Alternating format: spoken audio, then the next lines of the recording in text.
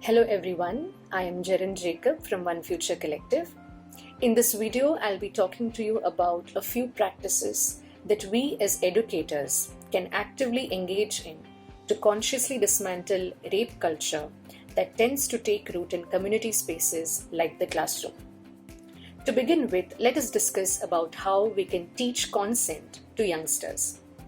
Teaching consent to youngsters often means using non-sexual situations to help them understand, assert, and respect personal boundaries. When taught to youngsters, this can be applied to a variety of non-sexual situations, such as giving hugs, borrowing things, keeping secrets, touching another person, and so on. Although sex here is removed from the equation, the end goal is to help students understand, respect, and assert their personal boundaries and the boundaries of others. This also helps them to respectfully and empathetically say no and accept no. In the worst case scenario that students find themselves sexually abused or harassed, this will help them understand, recognize, and identify what is going on with them and actively seek help. In order to teach students nuances of safe and unsafe touch, however, it often becomes necessary to use sexual instances to enhance clarity and to drive the point home. As educators, it is important that we keep reminding and reiterating students with the holistic idea of consent and all that it entails. This is to say that we need to remind them that consent is freely given, which means that consent is to be given without pressure, force, manipulation, or when a person is intoxicated. That consent is reversible, which means that anyone can change their mind about what they initially consented to, even if they have done it before or are in the middle of the act. That consent is informed, which means that the people engaging in conversation need to be truthful and honest while communicating. That consent is enthusiastic, which is to say that if someone does not come across as excited or really into the idea being discussed, but still goes ahead to say yes, that cannot be counted as consent. That consent needs to be specific, which means that saying yes to one thing does not mean that the other person can assume that this person has said yes to everything else that follows. Teaching consent thus is also a proactive way of providing young people with the tools they require to maintain healthy relationships, both with themselves and with others. Let us now talk about nurturing empathy as the ruling value in the classroom. As educators, we often hear students using gendered phrases and stereotypical comments around us. These can include statements like, "You play like a girl," "Man up," "How gay is that?" and so on. It is extremely important for us as educators to step in and intervene in these scenarios and help them understand the social implications of using these statements. Rather than admonishing students, it is important to call them in when they err or tend to make mistakes. How effectively we can help them understand how individuals and groups get marginalized by the use of something as basic as language can vary depending on the grade level of the students you're dealing with. However, it is very important to protect students from bias rather than having clear rules in the classroom. As educators, it is also important for us to look up and adequately equip ourselves with the most empathetic, appropriate, and inclusive language that we can use as educators later when it comes to talking to students about gender issues, mental health, disability, differences, caste issues, and so on, to mention a very few.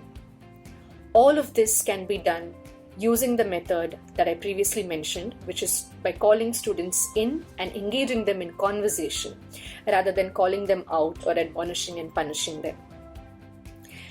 As teachers, we also need to always be ready to answer questions about relationships, sexual orientations, gender roles and identities, capacities, differences, systems, structures, and so on. Basically, everything that affects the day-to-day lives of people. If we ever find ourselves in a situation wherein we are unable to respond adequately to a question that has been raised by a student, we need to inform them empathetically that we will read up and get back to them. After which, we should engage in self-education on the topic brought up and then get to them later with our views and learnings. On top of keeping students informed, thus, being upfront with them and transparent in our engagement with them can also go a long way to help destigmatize taboos, which will later prevent students from perpetuating these very stereotypes and misconceptions. Let us now talk about how to abolish existing notions of binaries in the classroom. Toxic masculinity, or the idea that there is only one way to be a man, which is to be strong, aggressive, unfeeling, is a double-edged sword. Firstly, it harms boys and men who fail to live up to this gendered expectation of who they should be and how they should behave. More often than not, it is these very men who fail to live up to gendered expectations who go on to perpetrate violence, in response leaving innocent victims in their wake. As educators, it is time for us to decouple sex from gender and talk about how this twisted brand of cultural masculinity and not biological maleness plays a role in creating violence in our classrooms, in our workspaces, in our hallways, and every other space for that matter. Once we are able to shift the discussion away from sex and biology and direct it towards gender and culture, only then will we be able to begin our work towards creating solutions.